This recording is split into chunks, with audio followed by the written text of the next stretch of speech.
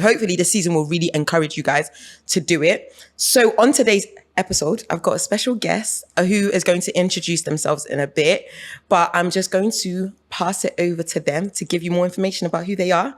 So yeah, over to you.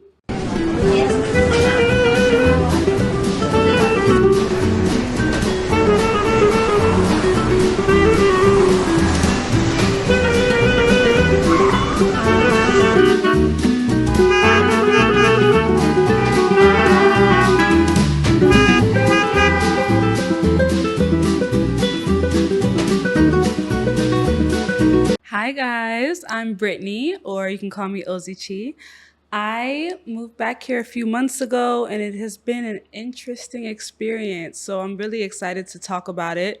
You know, I've had a few friends, acquaintances, even coworkers kind of been interested in this experience, and nobody's experience is exactly the same. So I'm excited to kind of give my point of view. I work in data engineering and AI engineering now, as we've transferred to that, as well as, you know, keeping up social media content and things of that nature. So I'm super excited to talk to her today and for you guys to get a little bit more information about me and about Nigeria and all of the nuances between the two. It's so funny because we got started, but we've been speaking about a lot of stuff anyway. So we're going to try to replicate that again. We're going to try our best. But what I'm going to do firstly is just to get a bit of an idea of as to why. Like, what was the catalyst? For you, what was the catalyst? Because I think for a lot of us, we come back to Nigeria, we do Dirty December, we stay for a bit, and then the penny drops a little and you're like, do you know what?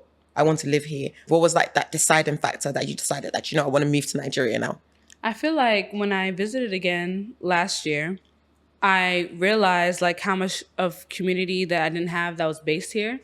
It's kind of like, you know, even us that travel back a lot, we know about Nigeria, but we don't really like fully know about it. Even like the different subcultures that are here, like the musicians, the artists, the Gen Z, now Gen Alpha is coming up, like millennials, like there's so many different like sides to it. So the more you start to visit, the more you start to see like different sides of Nigeria that you know, haven't known about or experienced, and you realize how also community-based living here is. Because I feel like in America, we're very like, we go to work, even if it's remote, you go to work, you come home, that's it. That's it. You might, you know, you really just wait for the weekend. And even still, there's but so much you can do. And I'm only speaking on my experience, like living in the DMV and DC, where it's like, it has to be like 80% of us that are Nigerian there. Like it's so many of us there. So you don't really miss out compared to someone maybe in like Arkansas or something. But it's not exactly the same. So once I visited here, and then also having so many people recently move back, I got to like kind of see friends from Atlanta, from DC, from so on and so forth, and realize how much they were like doing and like how fruitful their lives got to be. So you can be like, especially me, growing up, I was a very artistic child, but I'm now in tech. So as I've gotten older, I was even like, man, like I have to make sure I balance it. I have to make sure I balance it, but you still end up not really doing it. Yeah. But here I realized that like I can go to an art show, I can experience a concert, I can do all these artistic things, and I'm still able to do the work I'm doing. Absolutely. Or I can see my friends, they can come over. It's a better balance here, but speaking from opportunity. You know, but yeah. No, I think there's a few things that you've said that I think we should really unpack, because again, even with our previous conversation, that I enjoy to a certain degree, because sometimes it's annoying, the slower pace of life that you experience coming back to Nigeria. As we've spoken about, especially working in corporate, working in tech, working in finance, like any sort of 9 to 5-ish role, it's very demanding. It's very go all the time, you know? And I think having been back in Nigeria, I cannot take for granted. I'm so grateful and appreciative of being able to chill a little. And what you said about community, that's so important. Like, if you don't mind, if you would just speak about that a little more. I think having a community in Nigeria is literally second to none, right? Because I think, again, from my experience, you could have a sister that lives 2 blocks from you. You won't see each other. You won't see each other for months. Seriously. You will not speak. You will not see each other because everyone's working. Like, you're working so hard. But what I really appreciate with Nigeria is that there's still that sense of, I'm coming to your house, so like make sure that there's food when I get here. Or like, I appreciate that. I love that, you know. But in terms of your experience, what you just mentioned about like meeting up with other friends from other states in America, do you feel like that's been intentional? Or because what I'm trying to figure out is that how have you balanced that with also making friends here? Like, what has that looked like for you? I will say that I'm one of the lucky ones where I knew people that were here already. And just because we were in America at the time, it's like, even if I saw you as a friend or acquaintance, we might not have talked in a while. But here, you'll see someone, even if you don't even plan to see them, you might even just see them out. And it's like, they're introducing you to other people, different experiences. And it's like, you kind of already know that you get along with this person. So their community, you're like, okay, I'm open to this. Yeah. So thankfully, like even shout out to my friend Blossom. She's kind of like shown me like a lot that I can do here that's outside of like the norm, outside of just like going out and all of those type of things. And even seeing like how people maneuver to like going to events and things like that. I don't know how to explain it, but like in the US, I feel like I would overthink it in the sense of like logistics, like, oh, how am I going to get there? Do I have time? Do I have this? Like even here, like I could be so stressed. My BP could be like 150 and then like just to figure out how to get there. But like, it's still easier than it would be like in the US. It could be the same 30 minutes. It could be the same. Too much logistical stuff. Yeah. So it's once you kind of get a hang of it, then also you kind of get a hang of now going on your own and then making those friends or starting off as acquaintances and then kind of seeing where it goes. Yeah, yeah. Earlier on, I was saying to you that my experience recently, and it's a recent thing because like I said, I've been coming back to Nigeria since like 2016, 2017, right? And there was more of it wasn't like an IJGB situation on one side, homegrown like Nigerians who lived in Nigeria on one side. It was very much everyone would mingle, everyone would chill, everyone would be a vibe, everyone would go to Lashia together, everyone would do their own thing. But now even more so, I want to say I've noticed it over the past 2 years. Whereas whenever I go to events, whenever I go to like a house party or go to any kind of like event, party and stuff, what I'm seeing more and more is people who have moved back on one side and like Nigerians who have like live in Nigeria on one side. Like, I don't know if there's something to be said about that. I don't know what it is that's causing that, but it's something that I've noticed. Like, I don't know, is it something that you've experienced yourself or is it something that you feel like, is it intentional? Is it not? Is it like, what do you think that could be about? Honestly, when you brought up the question in the first place, I have been thinking, and one thing I will say, even now that you even said like the 2-year thing, even within the 2 years before even moving here, I'll kind of like say this side, even as I'm in Atlanta, DC, wherever, well, not even DC more so because there's a lot of us there, but in states where it's not too like heavily Nigerian or like African based, now that the popularity of Dirty December has happened, I feel like, and it comes from a good place. It definitely does come from a good place, like having like that connection to their roots. Yeah. But some people, no matter what topic it is, kind of sometimes over lean into it. And sometimes, what's the word? Fetishize is not the word, but like it's kind of like they hold it on too much of a pedestal. So you kind of feel it kind of feels a little bit condescending sometimes. They don't know if someone is like fully trying to experience it, but it's also their just excitement from experiencing the culture. So I feel like also so many more people have been visiting on and off of Dirty December. So you'll have someone that you don't know that you'll really connect with, coming from homegrown's point of view, I think, because I don't know, but I feel like maybe they're not like so sure of us all the time. Fair enough. Or like so sure about how much we do know about it. Or if we're just like looking to like, you know, make those, oh, how much do I spend in a day thing? And like, you know, like sometimes it's like, okay, it is how much do I spend in a day. Are you tired of those? Yeah, I'm not gonna lie. Like those ones kind of, it just depends. Sometimes it throws me off because I'm like, sometimes like you're paying like dirt cheap. It's like, don't kind of like, it can come off condescending sometimes. Like even if you're just thoroughly really enjoying it because you deserve the right to enjoy it. Nothing in America is free. Nothing even works well, even when it's not free. So like when you come here, you really thoroughly enjoy all of those things. But as people who live here, they know like, that lady would have cussed me out. But she's not cussing you out not because of good, your yeah, accent. So yeah. it's like a little bit of a nuance, but I feel like sometimes I just don't know, like, if you're here to stay. Like, there's people that I've made friends with that we probably didn't click until like the 5th or 6th meetup because they genuinely thought I was just visiting. Yeah. And I just didn't think or care to like To bring up explain, that I was yeah. moving here. So they would like kind of be cool with you like from a distance. But then they'll be like, oh, you're moving back? Okay, let's do lunch. Let's do this. Let's do that. So I feel like skepticism is what it is. To see if they should connect with you or not. Yeah, I think that's a good perspective actually, because like I said, when it's Dirty December or even April is now a thing, like people come back for like homecoming and stuff like that. I think around those seasons, people are a bit like, oh, I don't know, you have an accent, so maybe you don't live here. And that I appreciate, I understand that.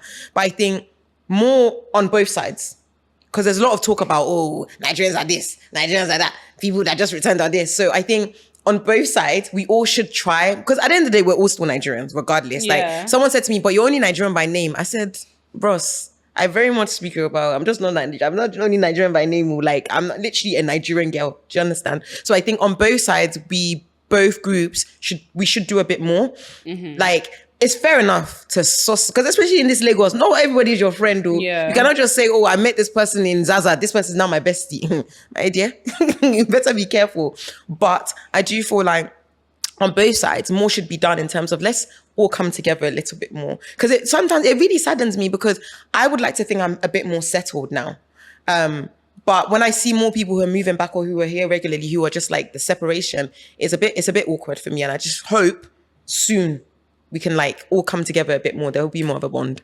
But okay, that's like the serious-ish stuff out of the way. So as you know, the podcast is really heavily based around like music as well, like the songs that have defined like your Nigerian experience, the songs that have defined your Nigerianness. So we've asked you to think about 5 songs. Again, no stress if you can't. But if there are 2 off the top of your head now that have kind of defined, and it could be for any reason, it doesn't even have to be new songs like that this season, because I know there's some new songs that are really like the bangers that you're hearing in the club at the moment. But any song that's defined your experience and why? I don't even know. I still didn't even think about it still, but I would say Fun is one of them. Do you want to give us a little? Anything. A little. Abeg, pass me my cup. Hey. Because sometimes you're just like, man, like I can't, like I don't care. I Like, literally can't. like let me just have fun. Yeah. Because what do you mean? Yeah. Like that's another thing, is that you have to figure out that chaos, and there's equal chaos and like equal opportunity here. Absolutely. So you just have to know when to like just not Very let equal. loose, but Very equal. Very There's equal. fun and there's chaos. chaos. But on what day you're gonna get which one, you don't know. You just You don't don't know. And you have to take it, roll with the punches. You really basically. have to roll with the punches. Yeah. And I feel like that song is like a good like encapsulation of that, because we're still young. Like honestly, like we haven't even lived, like I'm only 25. I haven't lived like life yet. Like sometimes I hear someone talking, I'm like, I haven't even done, I've lived though. Like Yeah. I've had like 15 different shit. favorite phases this year. Like This year alone. 2025, oh my gosh. Golly. If I look at January and I look at now, I'm like, okay. But it's a only lot. 12 months and you've had 15. Like so much. Even like moving here was not a quick thought, but like a thought I didn't think I would execute. By May, I got it done. Then it's like you first move here, you think you know something, you don't know anything. You don't know nothing. And then you just phase and phase and phase and phase, and who knows what next phase is Yeah. coming. But I feel like I really like that song for that. What is another song? Low-key, it's like my gym playlist. That's another thing. You have to let out steam here. Because you will lose it. Lose your If it's mind. not someone driving that's stressing you out, it's one man that's doing too much, or it's your staff that just wants to knock you over the head with something, or your parents are grinding your gear because they're stressing, they're just asking you for something that you can't, it's too much. It's always one thing or another, literally. much. I can't lie. I'm even going to like lose track real quick because the topic of that whole like man thing, whether Give it's us the tea, girl. whether it's a driver, someone that you hire for a service, a stranger on the road, whoever, I've had to learn to, I'm not going to lie and say I'm self-regulating, but I've had to get used to like the shock of certain like You can't show it on your face. responses. Hey. Yeah, to like how someone You can't will show just it. talk to you. Like I could be doing anything, dispatching something, whatever. If I'm the one talking, where are you? No. And I'll just be like, Brittany, don't just breathe. I'm like, okay. If you hand it to a man, sorry, I'm on my way. I'm like, what is it? Yeah. I mean, I know what it is, but it's a very, and even sometimes you can tell it's like subconscious. Like sometimes Unpack they're really that. not even trying to be rude to you, but like they just, especially the older ones. I wouldn't even say too much like our generation. Not like they've learned a little bit better, but especially like the older generation, they'll just talk to you like a rat on the side of the road, Chewing gum at the bottom of their feet. chewing gum, and I'm like, when I first moved here, I'll spaz on you and I'll show you because How many people will you spaz on though? That's the thing. that's what I'm saying. Like I can't, I'm not gonna have a heart attack. Like at Because this of people that you will never see again, by the way. literally, that's me, my sister's motto. Like me, even if she sees me sometimes, like even if we're together, she might see that I want to react. Like she'll see me like flare up and like holding it in, and she'll be like, "You're not gonna see them again." I'm like, "You're right, I'm not," because I'm not gonna see you It's again. not worth it. So it's no point of like me getting so upset, even though what you just said is so insane, Out of pocket. so out of pocket, so crazy. You'll just be like, okay. And don't get me wrong, I still cuss a few people Sometimes out. you gotta cuss people out though. No, you Because have to. set a boundary. If you don't, what you allow will continue, especially with people you work with regularly. Yeah. If you don't pop out and show niggas sometimes, they're going to be acting like they're sick. Sometimes you have to actually cuss people out. Because I think once you've cussed them out once, they'll be like, Then they this one's not a spring understand. chicken. Or they will know better that next time, don't bring that my way because I'm not actually the one. At Like, all. I'm not the one. But honestly, do you know what it is? Yeah, sometimes you have to woosah and just be like, do you know what? You're not worth it. The other day, my friend got married on Saturday and I was in the car. I was trying to park and the car parking space was really tight, right? So the security guy was trying to help me park. The car's a bit tinted, so you can't see who's in the car. When he now saw, when I opened the door, he said, I know say that woman they drive. And I just looked at him like, if I cuss you out now, you'll be telling me I have your type at home. I'm just like, why did you make that comment? It's like I feel like genuinely, and it's not even me giving them an excuse, but even a good amount of them are just subconsciously like kind of don't see us as like people to respect. So like even if they don't even, I don't even know how to like explain it. Like sometimes it's just like they just don't. It's like a child, like how people, like how some people will see a child and they think they can just talk to a child any type of way. It's kind of like how some, especially the older generation of men, will like see us. So it's like they know that wasn't supposed to be something that they said. Why are you saying that? They don't also expect repercussions. So, You've hit all my days. You've hit the nail on the head. like, It's the lack of, you see what it is, yeah? Do you know when you were in school? I don't know, when I was in secondary school, growing up in London, when I grew up in London, right? People used to fight. Like girls used to catch hands, right? And the reason they would catch hands is because no one has taught you that what you're saying, you think you're big and bad, there's somebody bigger and badder than you, right? I feel like, I'm not saying go out and be beating everybody, but sometimes like you have to tell people that I'm not the one. Because if I'm not the one or the two, in fact, because if you continue doing this, I'm going to have to show you why I'm not the one. But sometimes you just have to, I'm just a girl. Yeah. You have to be balanced. Like, no, because people will push you to the wall. They will push you to the wall. And sometimes you just think that, if I should catch you in the corner like this, the uppercut that I will even give you, you will never forget it. I always it's literally like a saying that I always say, even before I moved here, where, and this is not literal, obviously, I don't just put my hands on people, but like you can tell when someone's like never been slapped before. Like, you know what I mean? Like when someone's never like had a repercussion to like how they act. Yeah. Brain so, was setting slap. Yeah. So like you can tell when people just like say stuff and it's just like, you'll look at them like, why would you, first of all, I can tell that you can't back it up. I can even back it up, but even still, I have respect for people. Like, even if I don't know you, I have respect for you. I have to. Like, I'm a grown adult at this point. Can't like, be putting your, but absolutely. then there's some people, like, you'll have an experience with them, and I'm like, I can tell, like, no one has really told you about yourself. So then that's when, even sometimes after I calm myself down, I'll still cuss you out. Not exactly cuss words, but when I say cuss you out, I mean, like, maybe just, like, tell you about yourself. Because sometimes I'm like, no, you need to, like, hear this because how you're acting is not okay. Absolutely. So, like, I'll literally be like, guys, I'm so calm. Like, I'm so chill. Like, I promise you, feel my heartbeat. I'm so chill. But I had to just tell this person about themselves because some things are just not okay. And like you said, if you sometimes you let it slide, it'll go way too far, and then I'll actually lose my mind. Yeah, about yeah, it. yeah. Because the thing about it is that sometimes as well, I'm keeping. That's how I go and lose it on the wrong person. Somebody that doesn't even deserve it. So rather I tell you now that you're mad, and then I'll be calm. Yeah, it's And like, I'll let me just continue. let it. Yes, I can continue with my day because you're not going to ruin my day. Yeah, I'm going to ruin your day before you can ruin. Because I'll be like, I can't. Why would you say all of that to me? Oh, when you were misbehaving, acting like you don't have sense, you didn't know. But now because I've spoken, oh, you have a problem with it. No, one thing about it, I'm going to cuss you out there. And I'm not going to feel bad.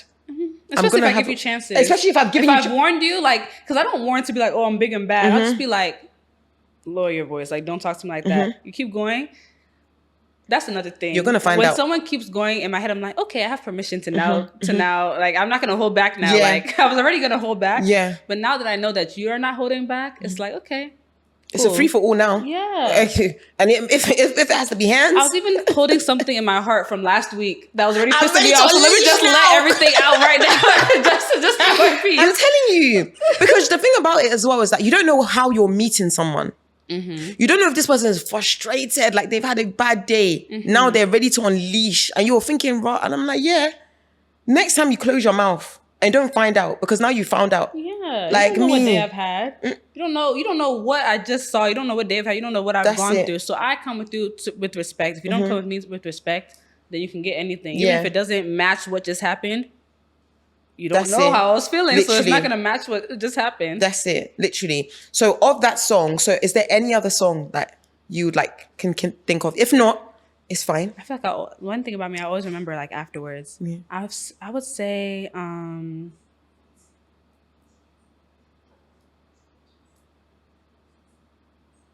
I'll say the songs I listen to a lot.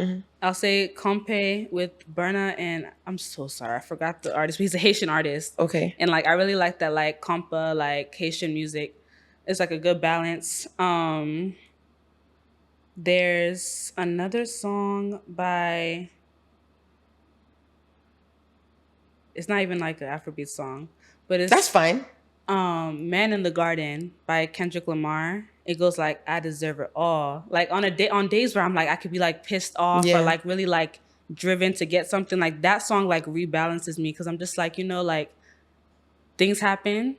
You just got to keep pushing. Move, and then going about your day. Like the way I say we move in my head like every 5 minutes. Oh, you it's have just to. Like, we move. You have to. Yeah. That's my 2 things I say all the time. Firstly, I cannot come and go and kill myself. Yes. And secondly, we actually moved though. Okay, we moved though. On to the next one, because there's nothing I can do about it now. If Nigeria should have a motto, it should be we move. Because things are always happening, especially Lagos. Like there's always someone trying to stress you, someone trying to bamboozle you, trying to do something. So it's like we actually move. On to the next one.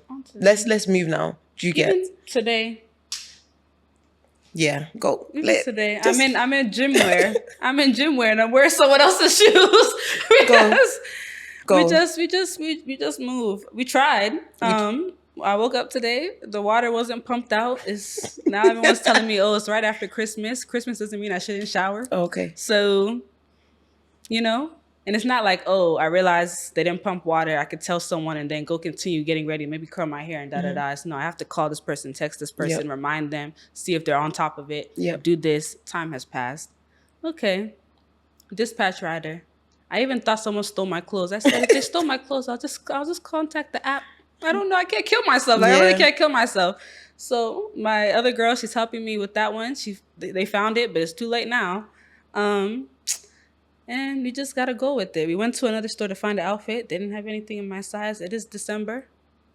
It is December. I'm tired of hearing it. I know, right? But that's my coping mechanism, because sometimes I'm just like, okay.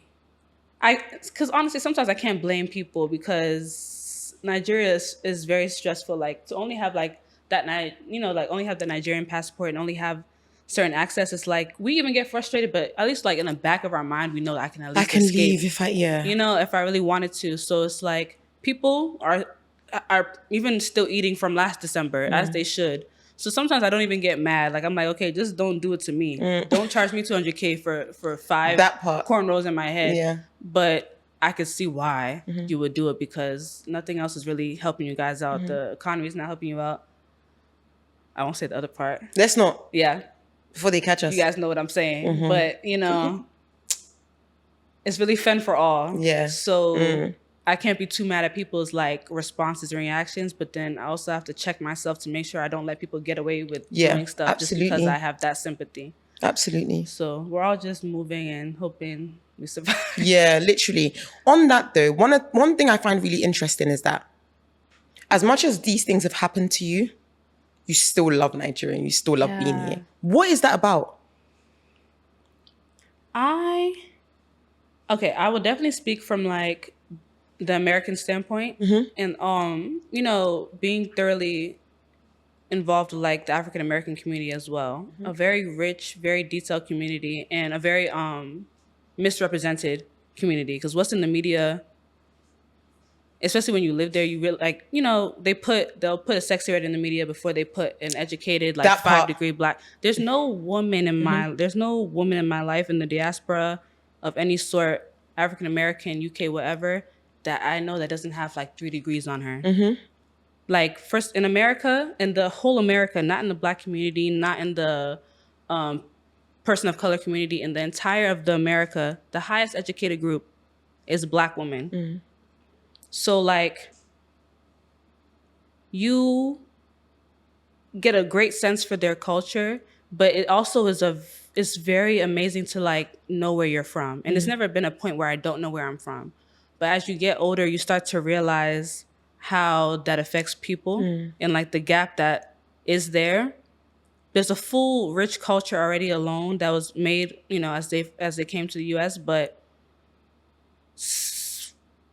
being able to have both is amazing. So realistically, like I did still grow up in Bowie, Maryland. I still did have the full on like African American culture, but I still had the African culture. And I'm someone that's also visits every single year since I was like 2 years old. I've schooled here. I've done everything here. Like I still have a very strong American accent, but primary school, secondary, like I've been here. But it's kind of like I get to have the best of both worlds. But you learn, I don't know, like I would say like it's easy to compare it. Like if you're in the US, you'll 100%, no matter where you are. I'm in from PG County, Prince George's, where it's the most affluent black county in America. Okay. So I could literally go to the grocery store, school, everything, and I probably won't see a white person for like 3 days. Like literally, like I won't see a white person for 3 days and we're having a great time. But you still have certain moments, like you're still, especially as you get older, you start to realize that I did have a racist encounter, or that person is looking at me like this, or this, you know, this grandma did just mean mug me and I'm like 7, you know, like you have like literally like she just be looking at you like, I'm like, girl, I'm a child, like, you know, so it's like you appreciate the good and the bad.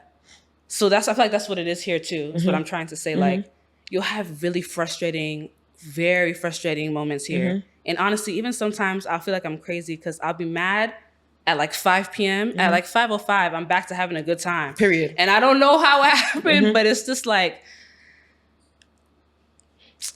even though I can't lie, it still is like a,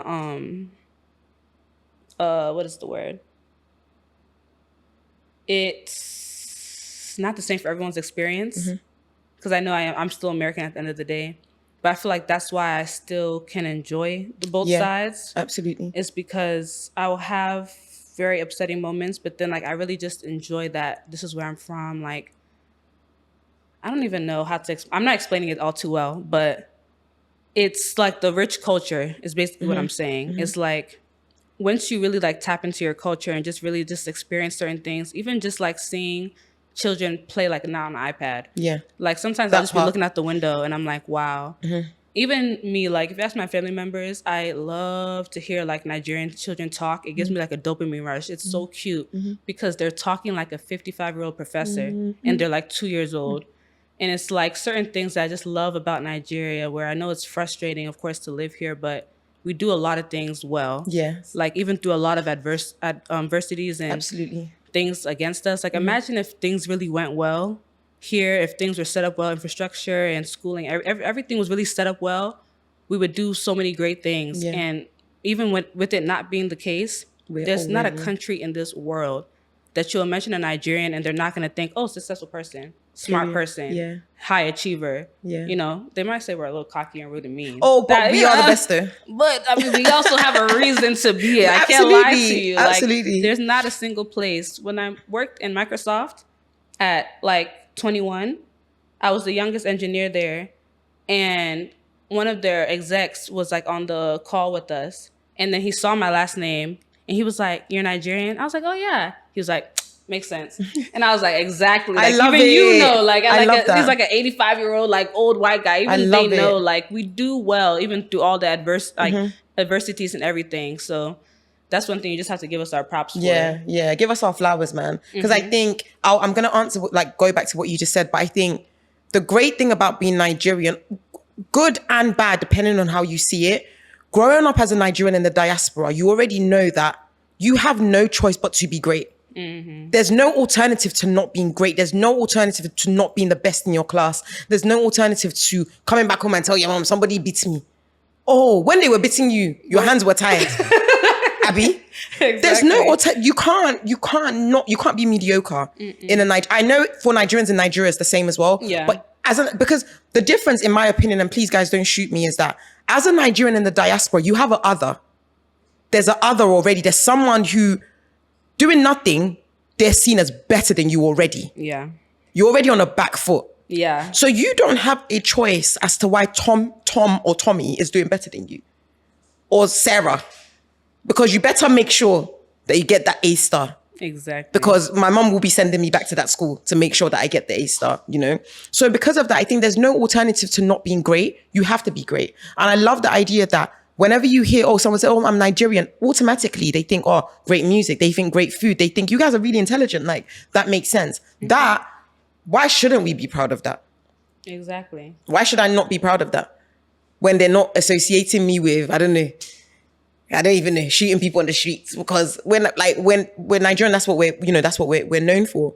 But back to your point, whenever people ask me, like my sister's around at the moment, like she's very British, my sister, God bless her. I love her, but she's very British. And because of that, there's certain things that she just can't get over. Whereas with me, something will happen, I'm just like, Abeg. There's nothing, it is what it is. And she always looks at me like, but what the hell? Like, why would you let that happen? Like, why are you so over it? What's the alternative? I should die. I should cry. I said, do you know how many of these things happen to me daily? Exactly. Do you know how many times I repeat myself daily? Do you know how many times? But I would rather I would rather repeat myself 1,000 times than go back to a life of where I felt pressure all the time. Like, I literally, I can't go back to that, right? So for that, I'm really grateful that I have the opportunity to just be myself. And I think what you were alluding to earlier as well was that as a Nigerian in Nigeria, regardless of whether you're Tiv, Igbo, Yoruba, whatever you are, these are your people. Yeah. So there's a sense of belonging that you feel, that you probably feel that with your Nigerian community in DC. That outside of that, there's a sense of, this is strange. Yeah. I mean, do you know what I mean? And I would never trade that for anything.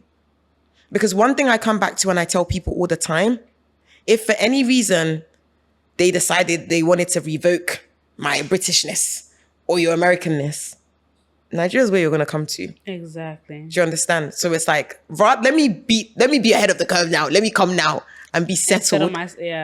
Rather than being forced. Do you know what I mean? So I think for me, that's what it is. I would choose Nigeria over and over again. You know, if I had to choose, because this is my happy place. Everyone knows like, why this is my happy place. I'm like, as soon as I touch down in Nigeria, all my worries are gone. Like, I'm not stressed.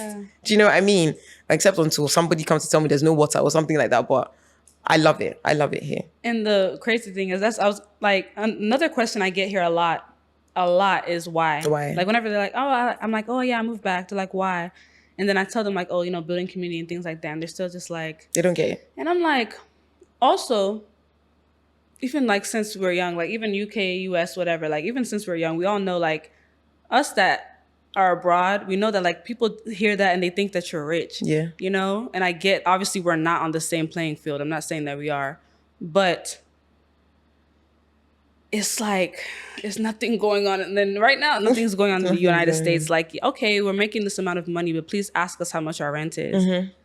Like, especially even in the DMV, like in DC, you'll be in like maybe like how big the studio is right now, right?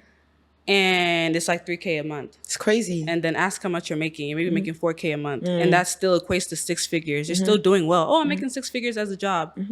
You don't get to enjoy any of it. Yeah. And it's not like, and I'm not trying to be ungrateful because obviously I'm not making less than that. So life could be 100% worse. But here it's like you can pour into yourself here. Absolutely. 100% if you take the time and things of that nature. And obviously you have an advantage if you're coming abroad. But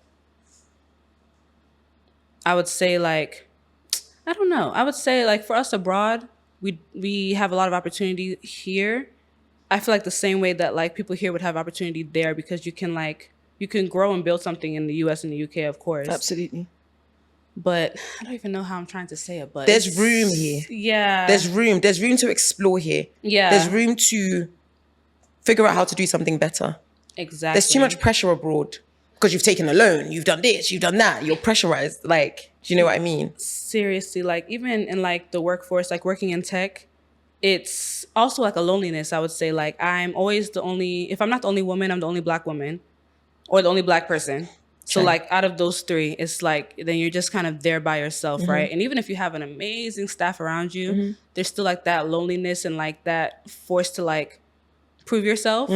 But then realistically, 90% of the time, if not 99% of the time, you are already being told subconsciously and consciously that you're not on their level. And keep in mind, you could have 3 degrees more than them. You could have years more of experience as them, and so on and so forth. You'll be making the least. People will be talking over you. You could say a point like, oh yeah, I think we should do X, Y, and Z. And then everyone's just like, okay, maybe. 2 minutes later, someone will say, I think we should do X, Y, and Z. And you're just like, didn't I just say that? But then now they're getting claps and pats on the back and things of that nature. So it's like, it takes a toll on you. It also makes you strive to be better. But here it's like, I'm actually using my talents to do what I want to do. And not to like prove it to somebody that I can do it. Or like putting all these man hours to be seen or to not even get fired or something. Like nobody in the US works at 9 to 5. People are working at 7 to like 6, 7 p.m. because if you're not super prepared, there's no reason for you to be there. That's it. So that's it. Just great.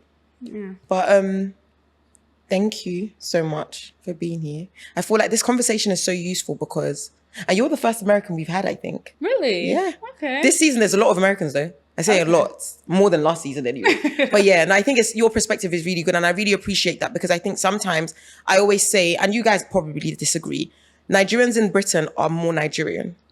No, I agree. Okay, good. So yeah, so this is good. This is good to see like your perspective and how this is different for you. But before we go, do you just want to share like your handles where we can find you, befriend you, maybe take you out? So yes, over to you.